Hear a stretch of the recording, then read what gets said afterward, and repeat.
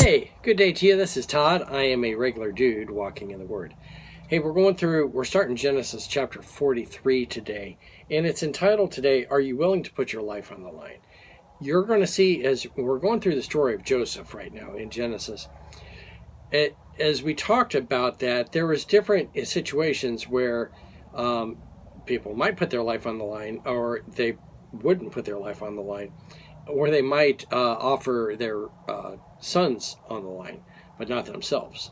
So you're going to see today, Judah is one that he's going to guarantee the life of Benjamin based on his own life, not the life of someone else. Okay, so let's read today this. It's Genesis 43 verses 1 through 10. So turn in your Bibles like I got here, and if you need spectacles like I do, you can put them on.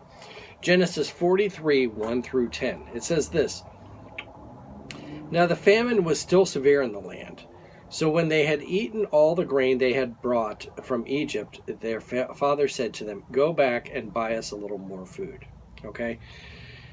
They didn't know this, that the famine was going to be 7 years. They're only like a year, maybe almost 2 years into it when this happens. So they still got a long ways to go. And as you remember, the last chapter we finished, Jacob basically said, there ain't no way you're going back there because you would have to take Benjamin. But now they're out of food. And so he's like, oh, go back now. Verse 3, But Judah said to him, The man warned us solemnly, You will not see my face again unless your brother is with you. If you'll send your brother along with us, we will go down and buy food for us. But if you will not send him, we will not go down. Because the man said to us, You will not see my face again unless your brother is with you. Okay? So it was pretty cut and dried there. That Judah was now speaking up. And he was kind of the head of the family here in this situation. And he said, we would have gone, but we need Benjamin. And if we can't take Benjamin, we're not going because it's a requirement for us to buy food. Okay? Verse 6. Israel asked, Why did you bring this trouble on me by telling the man you had another brother? They replied, The man questioned us closely about ourselves and our family. Is your father still living? He asked us. Do you have another brother? We simply answered his questions. How were we to know he would say, Bring your brother down here?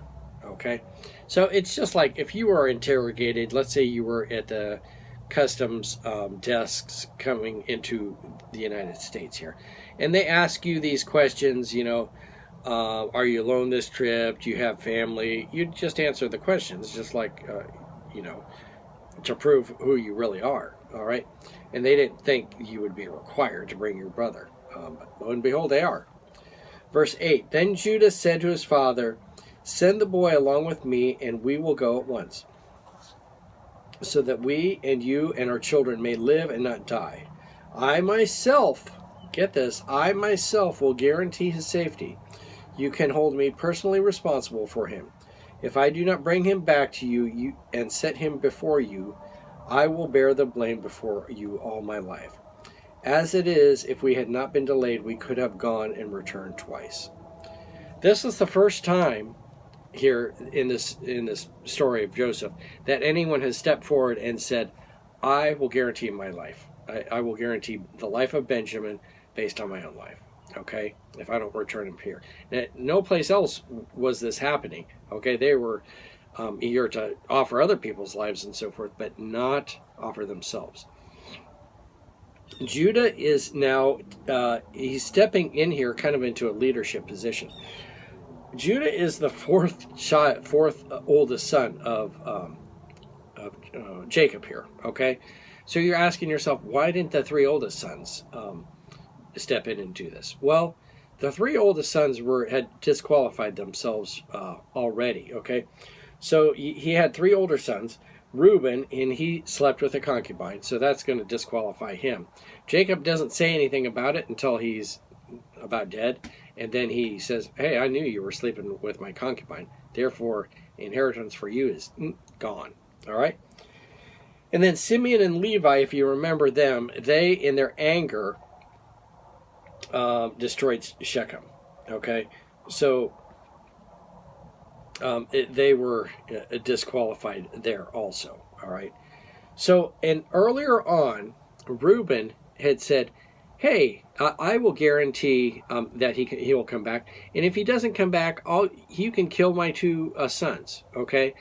Now Jacob is not going to say, "Oh yeah, that sounds like a great idea," because ultimately he would be killing his own grandsons. Okay, and no grandfather is going to go, "Oh yeah, that sounds like a great idea. I think I'll do that." But Reuben does that, thinking that's a bright idea. It's actually a very dumb idea. Okay. But Jacob here, he stands up and he says, I will guarantee the safety of Benjamin based on my life. Okay. And mine alone, not other people. It's easy for me to give other people's lives away. But to give my own life away, that's a different story. Okay. But Jacob does that. And ultimately, you're going to see how the seed promise is passed down through Jacob. Okay, it's not passed down through the three older boys. Okay, it's passed down through Jacob. Okay, and ultimately, out of Judah will come King David and the kingly line, and then Jesus. Okay, it won't come from the three oldest boys, but it'll come through Jacob. All right, and it starts right here with this, where Jacob will give up his life. All right. So hopefully that helps put things in perspective here as we continue going through Genesis. Lord's blessing. Thank you for watching, and I will see you next time as we continue walking in the Word.